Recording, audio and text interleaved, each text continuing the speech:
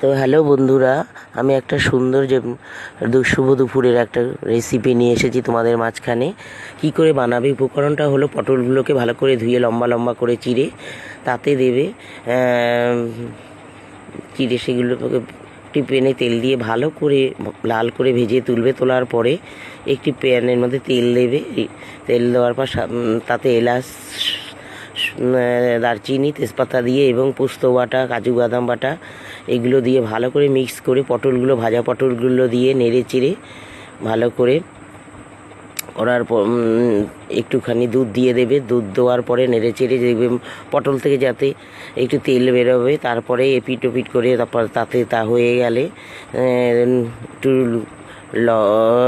নুন এবং চিনি দিয়ে নেড়ে চেড়ে ভালো করে, তাহলে দুধ ঢেলে ভালো করে কষিয়ে এর উপরে কাশ্মীর মেথি দিয়ে এবং নুন সামান্য মিষ্টি দিয়ে পরিবেশন করুন।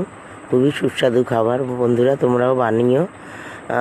তো দ্বিতীয় ব্লকে আসবো, ততক্ষণে ভালো থেকো, টাটা।